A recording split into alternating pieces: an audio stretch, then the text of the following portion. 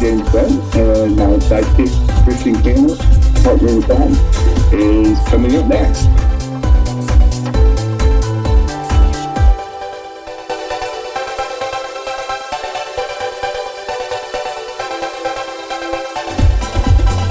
Hey everyone, I'm Jen's sidekick. Welcome to Two Queers in a Truck. Hi y'all. See you.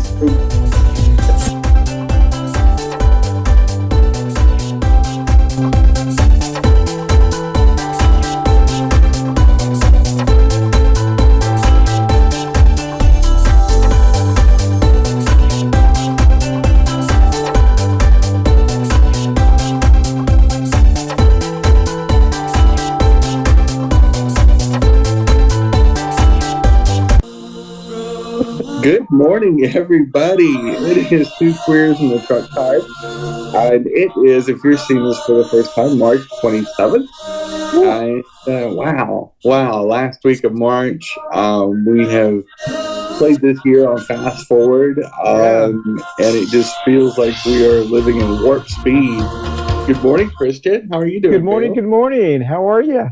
I'm good. I'm really good. It's been a good week, and I don't know, spring has sprung. I mean, we've had a little bit of a cold snap the last day or two, but all in all, it's one of my favorite times of the year. And there's spring.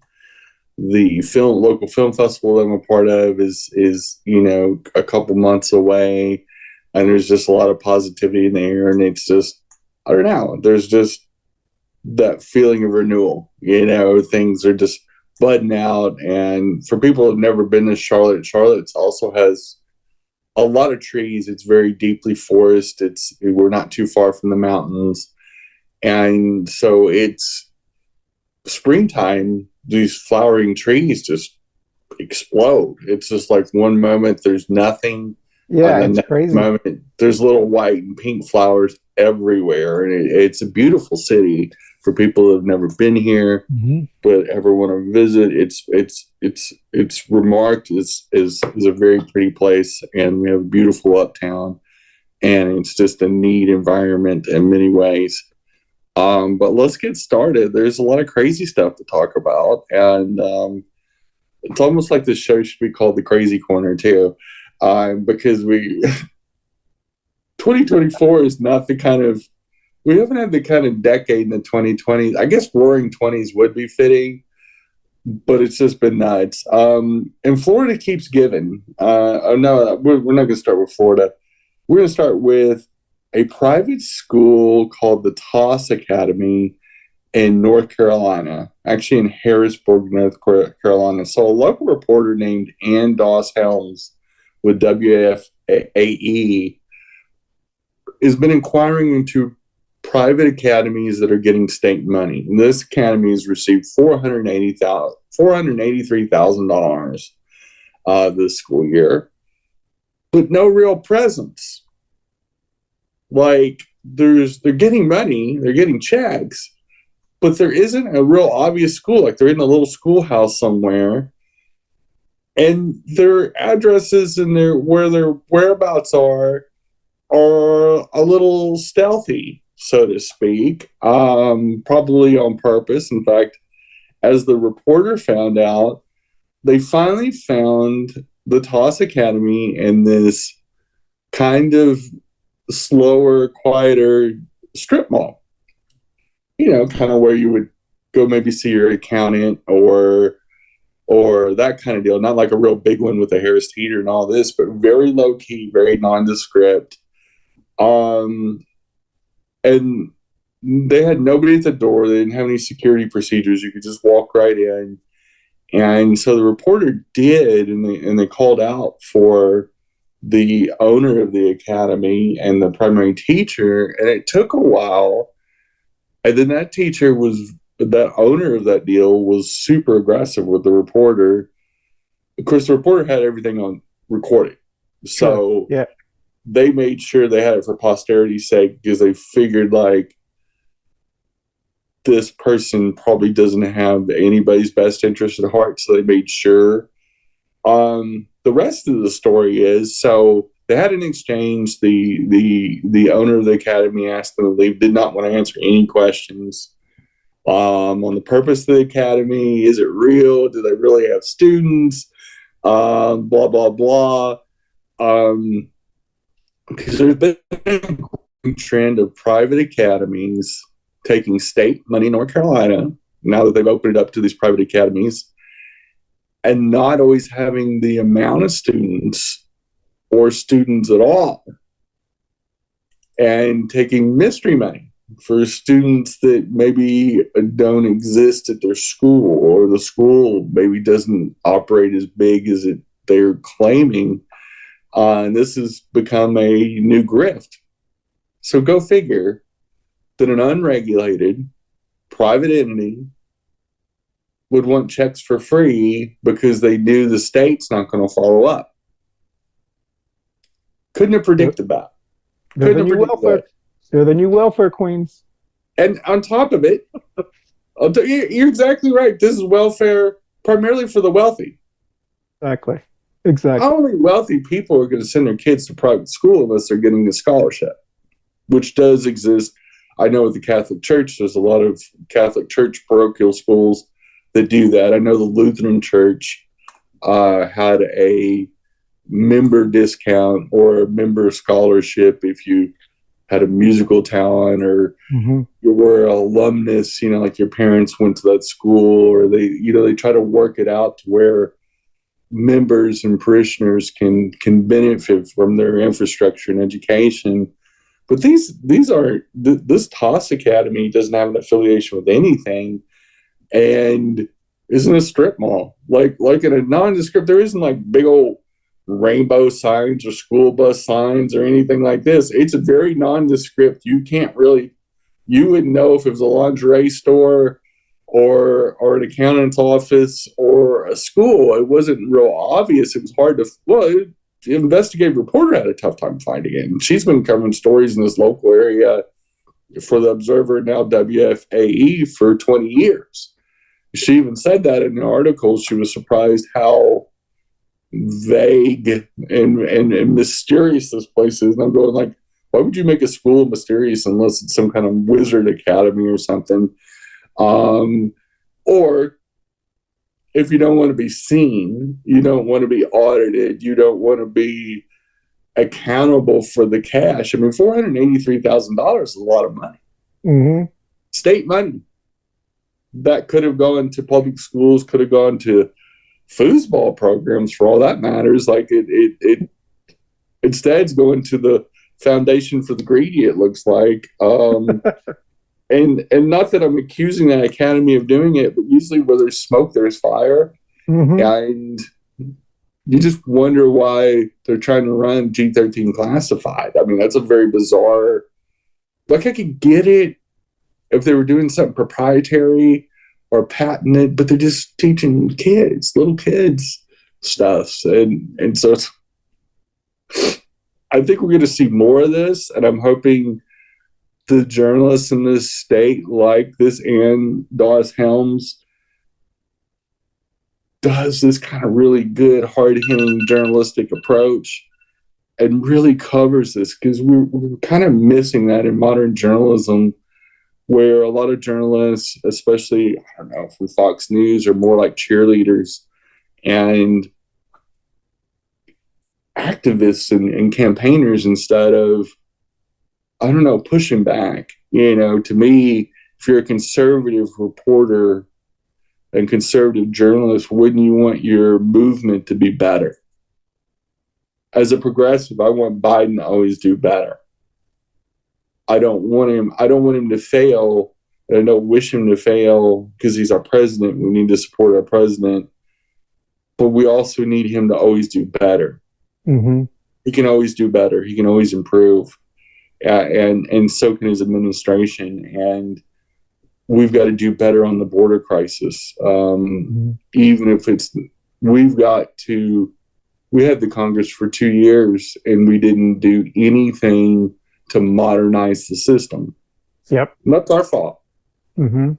We should own that and say, if you give us the House back and we keep the Senate and keep the presidency, one of the first things we'll do in the first 90 days is reform our system to make it more modern, more equitable, and for the Americans that are here that are undocumented, making sure that they're taken care of in a proper and ethical way. And you take an issue that has been dogging Democrats for years, including the 2016 election, and you completely turn it on its ears. Mm-hmm. Speaking of border issues, China is in the process of building electric vehicle plants in Mexico, and Elmo, the owner, one of the major owners of Tesla, is not having it. He is not happy, especially because the owner of XPeng Motors, China, I believe China's largest EV manufacturing deal. First of all, they make it for a lot less money. Theirs is very affordable and supposed to be a really good car. And I believe they consult with some of the bigger companies like General Motors and things like that. So they're not completely just making this up and just doing it, but they sell like hotcakes in China and other places in the world. And just like Korea, just like Japan, they came in and made our market competitive. Well, Elmo doesn't necessarily want that, and he wants to sell his $100,000 Teslas and not have to compete, so much for free markets and free speech and all that kind of stuff. It's always amazing the free market people are the same people that want to not have China, not compete with China in Europe and Mexico and all that. It's so weird. You'd almost think they were hypocrites. Yeah, that checks out. But yeah, they're the owner of XPeng Motors, the CEO, said if he ever gets into the American market, it'll be a bloodbath because he said we're competitive and we'd love to break into the American market, and they may try to do it through Mexico because they are, Mexico. A lot of people that don't realize that Mexico is a very modern country now, and has a lot of manufacturing. In this hemisphere, it holds its own. It's a petro state. It's one of the top world's oil producers, and its cities are very, very modern and very, very up to date. If people have been to Cabo or Acapulco, not just the tourism cities, but a manufacturing and industrial city like Monterrey and northern Mexico is really equivalent and larger than San Antonio, one of our southernmost cities and big cities, and more robust. That's why Mexican nationals, a lot of them went home. A lot of people coming over the border don't have anything to do with Mexico. Mexico is so much modernized their economy, and they're growing a middle class. They have a stock market. Companies like Walmart have heavily invested in Mexico because they've seen the value of the Mexican dollar and how powerful of a company Mexico is really. They just codified abortion. A predominantly Catholic country is just codified abortion. And I know a ton of Americans that live down there and they're expatriates that say, I'm more comfortable in Mexico and the lifestyle and the modern amenities. They said it's not what people, the people image, because we created such a tawdry image of Mexico, is that they've also come in the 21st century. And these neighborhoods that are being built in Cabo, for example, I watched a house show, a real estate show that had a development in Cabo or co-branded a development. These are beautiful homes. They look like they would be in LA. You can't, like, if you didn't know it was in Mexico, you would think, oh, this is Southern California. because Cabo's just down the road from LA, and it is drivable. So it's pretty wild. It's a lot of these southern border maniacs are just full of it because they don't really know what they're talking about. But we'll be right back with some more Two Queers in a Truck. Hey guys, I've got a special product out, and we've got a store under the name blueappliedtech.com, and you can go on our Etsy store, you can go on our social media, and you can check out our merchandise. We have some amazing snowflake Trump mugshot ornaments. We have mugs, we have pillow covers, we have a lot of cute stuff for the holiday season that you can buy. And it's great fun, and it goes to a good cause. It goes to my company, and it's helping us out getting started. And also, who doesn't want a historic snowflake Trump ornament? Exactly. This year. That's funny. What's the name of it again?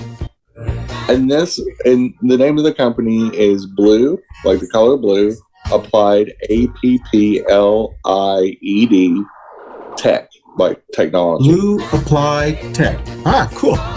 And so you can look us up. We have a website, but our store is on Etsy, and a lot of people use Etsy for different types of great gifts. They are assembled in the United States, so it creates American jobs. And most of all, it's a lot of fun, and they're not expensive. Cool. So, Blue Applied Tech.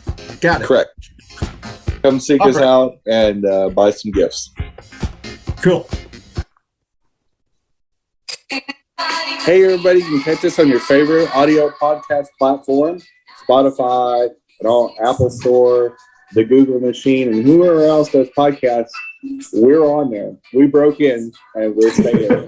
So enjoy the Two Queers in the Truck on your favorite audio podcast platform. Thanks for listening or watching.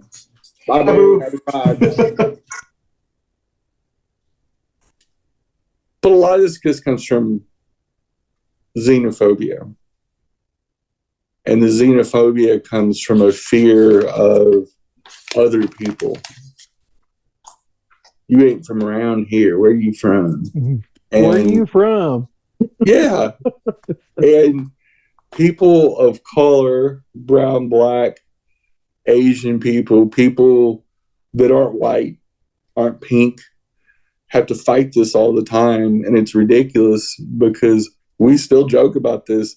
Christian's family's been in this country for 300 years, and mine, I'm a second generation American on my dad's side. Literally, my grandparents came off a boat at the bottom of the boat too. Like, they were not rich people at all. Like, my grandmother came from really, really poor, big, large German immigrant family, and benefited from the immigration laws at the time. They were very favorable for European immigrants fleeing Europe after World War I. And she got to come over in 1920 with the hope of a better life. And so it hurts my heart to see hardworking people just trying to do better for their families, and how we just burn down the Statue of Liberty and just say, because we want to play small ball. Conservatives want to play small ball. They're afraid. They're not afraid. They're so xenophobic and so racist and so hateful that they don't want anything nice for anybody else. Maybe because they don't have anything nice. Maybe their life's just so shitty that. You know what I think? You know what I think every time, Jenny, when we talk about this, I think of the line that you've said, and it really has stuck with me. Hurt people hurt people. Yeah, that's true. Yeah. It's true. I think a lot of people that fear trans people, if they were really truthful, if they sat in a little interview room and really told the truth, they don't even know a trans person. If they do, it's from TV. It's like Caitlyn Jenner. Exactly. Or they've seen, Jazz Jennings and her TV show, or read one article on Facebook. And that's their entirety of understanding trans people. And all people are complex. There's nuances of all of us. Like, there's variations of trans people, just like there's variations of Hispanic people and Tejanos. And no population's a monolith. There's a big difference in the Hispanic Latinx community. Like you've got, Dominicans and Cubanos and Mexican descent, and there's Puerto Rican. I mean, Puerto Ricans are Americans, like they're a territory in the United States. They're literally American citizens. Yet the majority of these same people that fear Black and brown people and homosexuals probably don't even know Puerto Rico is part of the United States. Yeah, exactly.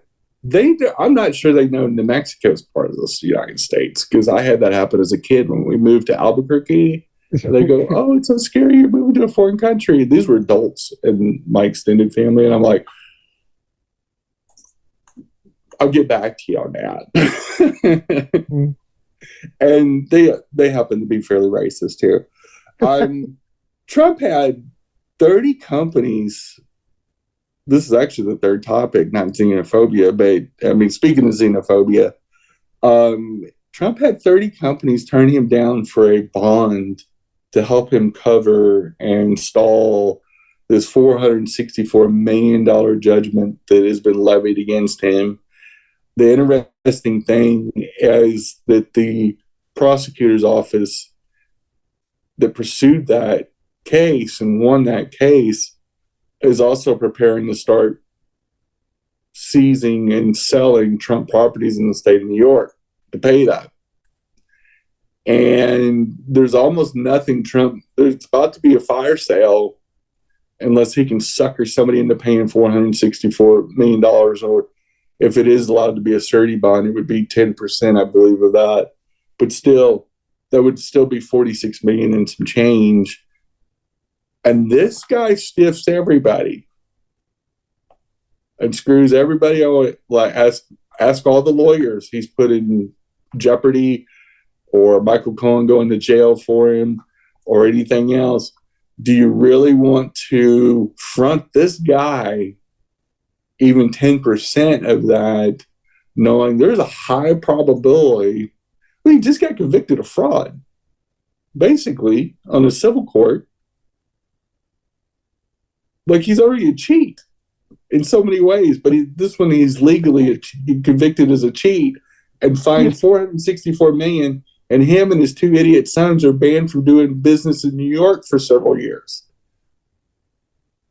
Who would loan him that money? I want to see the bond runner, because I got some stuff to sell them. But have you noticed the silence from the MAGA diehard supporters? Their argument now is, and what his argument is, because he's trying to distract from the fact that he doesn't have the money.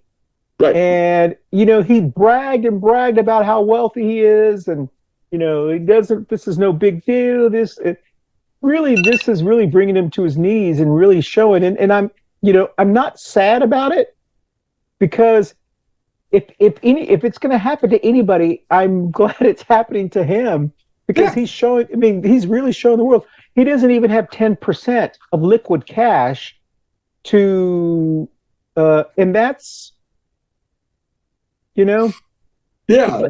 He's like most people in Texas. They're credit rich. Yes. All hat, no cattle. And exactly. Trump is the definition of all hat, not cattle, no cattle, or the bigger the truck, the smaller the buckle. And just what a and this guy used to be our president. I mean, he was our legitimate and duly elected president for 4 years, a full 4 years, and almost got reelected. Like, he got over 70 million votes. It's just that in most years that would have won. But in a pandemic-fueled year, 81 million people got out and voted for Biden, because they're like, no, we can't do another 4 years of this fool. This is a clown show, and America's burning for it, and we got to come out of this pandemic. And we know he's too dumb to do it. Bottom line, you can say what you want about his policies. He's just too damn dumb to lead the country. Like, nobody would trust him. And the situation, you're exactly right. The situation he's in is by his own self doing 50 years of grifting, lying, cheating, stealing, and assaulting people. And there is a bunch of contractors out there right now going, I could have told you this. He almost put me out of business, or did put me out of business. Like, Yeah. you know, he's just a common street thug that is a trust fund weenie and got elevated past his talent, honestly. And it shows he doesn't belong where he's at, versus Joe Biden, that you can tell is very presidential, really has a lot of class, love his humor, and his dignity, and how he promotes people other than white men. Look at it, look at his vice president, look at his SCOTUS appointment, look at his transportation secretary. Well, he's a white man, but he's gay. And you know how he's looked with an eye, a lens of competence, but also keeping in mind that we can be diverse and competent. Like, we can walk, like you always say, we can walk and chew gum at the same time. We're that country. We can be loving, and we can still defend the world like we did in World War II. But we still helped our Americans with the rural electrification administration, and we modernized our country because we dared to be great through FDR. But we also fought back after the Day of Infamy and the bombing of Pearl Harbor. We're the same country. We don't always have to make the shitty choice. And speaking of shitty choices, the thing in Israel, to me, makes me think of Korea and the end of World War II, what caused World War II. And progressives are struggling to understand that even though Israel does not have the right to commit genocide and slaughter civilians, and I'm 1,000% against that, Israel has also been our ally, or a steadfast ally, in that part of the world for 80 years. They've been our ride or die. Like, if any country in that part of the world we could count, it would always be Israel. We have that kind of bond. And I think we've got to find a balance, because after World War I, we didn't treat Germany too well. In fact, the French occupation military was extremely abusive for 10 years. The austerity moves against Germany to keep them from being powerful again really started the Great Depression, besides the Spanish flu pandemic, and collapsed the world economy, including ours, because we weren't mindful, and we ended up getting into a second World War when the first one was supposed to be the one that ended all wars. It was supposed to be the big one. And ignorance and revenge and extremism and response, both ways, set up a sequel to something that doesn't need a sequel. Because World War I was a terrible and it was a huge mistake in humanity, but II was worse. And Israel needs to understand there has to be a two-state solution where the people on the other side are humans too. And there has to be a demilitarized zone, just like the two Koreas. It's the reason I brought up Korea. So the solution was, you can't play nice. Like, when you have two kids and you got to separate them, if y'all can't play nice, I'm going to put y'all both in timeout separately, rather than banging your younger brother over the head with a baseball bat. We don't want that. And that's kind of what Israel's doing, is they're banging their little brother over the head, because there's no symmetry in that relationship. Israel has the fourth largest military in the world, and Hamas is really nothing more than an overglorified terror group. They have no way of competing with Israel. There is no way they can stand toe to toe with Israel. There's no balance to that relationship whatsoever. Israel just takes what it wants, and that's not fair either to Palestine, nor should hostilities be happening. But we'll be back with some more Two Queers in the Truck. Hey, everyone. Thank you so much for watching us on Two Queers in a Truck. Don't forget, you can watch us anytime at your leisure on our video podcast platforms like Facebook and YouTube, but you can also listen to us either this show or any of our past shows on our audio podcast platforms like Apple, Amazon, Google, Spotify, and all of the other ones. So once again, thank you for watching Two Chords in a Truck. I hope you enjoy our show. But my biggest concern is that part of the world could start World War III. Russia has a vested interest in that area. Iran is just ruling with the idea of somehow justifying attacking Israel, which we're going to defend Israel, and then we're going to go for us, the United States. We're always looking for a fight. Like we pay $1 trillion a year for a military we don't really need, just for these situations where we'll be singing "God Bless America" and leveling Iran and any other country that defies us, because that's what we do, unfortunately, too. And nobody will benefit from that. It would have cataclysmic effects to our economy in many ways, and the loss of life would be stratospheric, because you would have ISIS jump in, you'd have all these. And honestly, a UN peacekeeping force should be in Palestine. They shouldn't have to be sitting ducks like they've been since 2008. And there shouldn't be any, just like with Korea. North Korea doesn't lob bombs over into South Korea, and South Korea doesn't. Like, they just leave each other alone. They got a little DMC, a little wall, got a little thing, and they got procedures for exchange of goods between the two countries. And for the most part, it's worked since 1955, and it's not ideal. But the alternative was they can't live peaceably together. And obviously, Israel and Palestine can't live next to each other, too, without clunking each over the head, because what Hamas did on October 7th was just as problematic. Speaking of border crises, it's the thing about migration coming over our southern border. One is a normal thing. It's always existed. It's existed before Christian and I were even born. Like, exchange of goods and services between our country and Mexico, and cultural exchanges.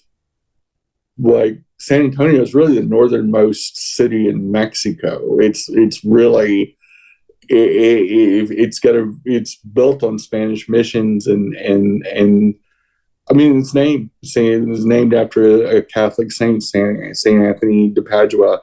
It's got a Spanish and Mexican historical significance in so many different ways. Jenny, I'm impressed you know that trivia. That's from living there, and yeah, also, I know. I'm impressed. And I actually paid attention sometimes at some of the Chamber of Commerce meetings that I went to, and go figure, I actually remember. Now, I can't completely tell you what I did yesterday without looking at my notes, but gosh dang it, I can remember who the Catholic saint that San Antonio is named after for some reason. All these years, I lived in that part of Texas. Actually, this year will be 20 years. Wow. And it's very bizarre. It's weird how our brains work. And it just, it's like I said, I've got hot and cold running bullshit running through my veins. But the border crisis is something that's also avoidable. It's something that if we would just modernize our system and put the money into it, put the proper security into it, problem solved. Everything but the drugs. The drugs is a whole different issue. Mm-hmm. The fentanyl coming over supposedly the southern border has nothing to do with border security. Because I think we seized a record amount of fentanyl last year at border checks. Our Border Patrol does a phenomenal job considering how underfunded they are. And they did a good job during the Trump administration too. Like they're they're doing their jobs. We're not doing ours as citizens. We're not making it any easier in a no-win situation where people are flooding in from South American, Central American, not at the levels that, not a billion people like MTG and some of the other, like, there's only a billion people that live from the tippy tip of South America to Alaska. Mm-hmm. In the Americas, there's only a billion people that live. Our continents, our two continents are not very populated compared to Asia, for example, which China has 1.5 billion people. They have more people. India has 1.5 billion people too. They have more people. Them combined have 3 times more people than we do in all of the Americas. So, first of all, 1 billion people we would notice that. First of all, I mean, that wouldn't. And if 1 billion people did come rushing over border, there really wasn't anything we can do about it. Yeah. Like, you can put up a border wall, but if 1 billion people went in, guess what? They're coming in. And the only alternative is not pretty. But if we put the processes in place, it can be just like Ellis Island was in the 1920s and 30s, where the tired and the poor and the hungry left a place with the promise of the American dream. We don't have to kill the American dream because of fear. We can walk and chew gum at the same time.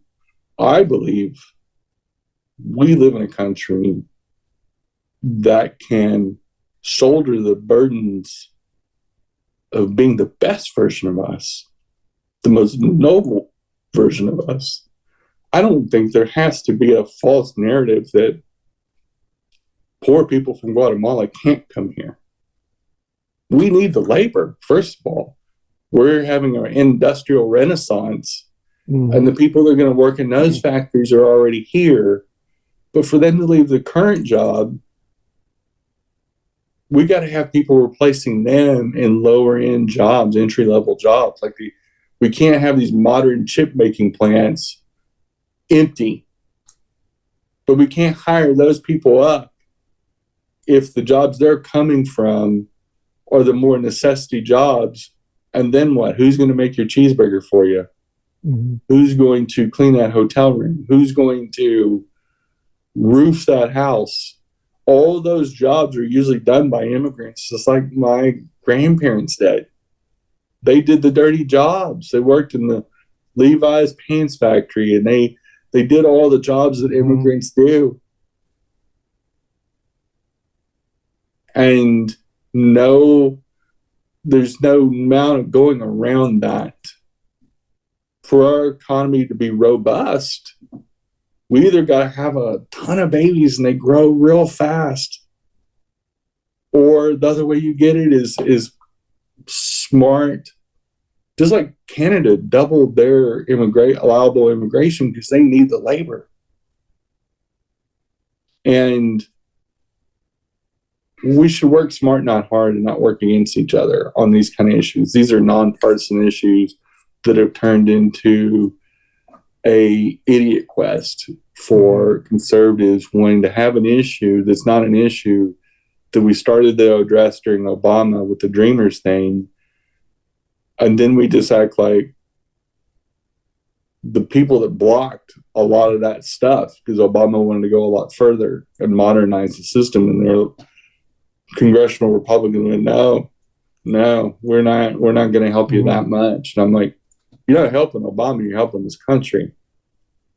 Because if indeed this is a problem, it's like watching your house burn down, go, no, fire department, I don't want my house to be saved. Do not use water on that.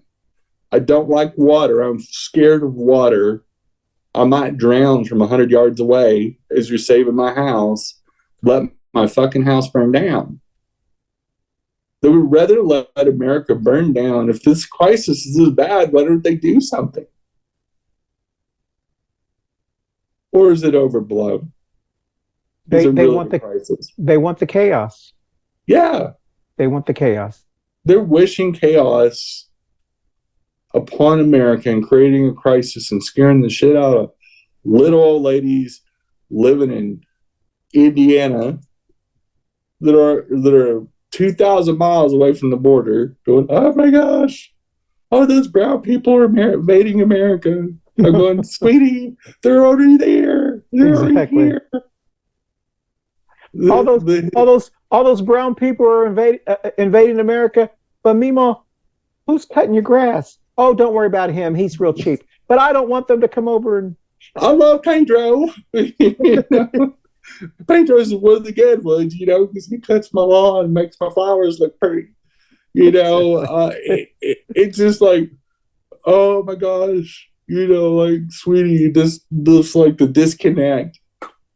Speaking of disconnect, the Florida, the state of confusion. So the measles wasn't enough for Florida. They have a TB outbreak in certain counties, including our favorite county, Broward County. But something even more interesting, pet owners, dog owners, especially, have been refusing to give their dogs rabies vaccinations.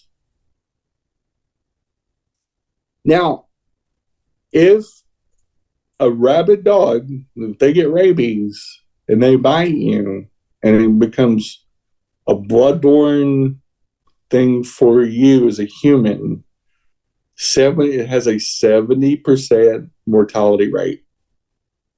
70%. I mean, 10 people get it, 7 people are going to die because it gets into your brain and then it's over. Once it's gotten in there, if they haven't stopped it, which is it's really hard to stop.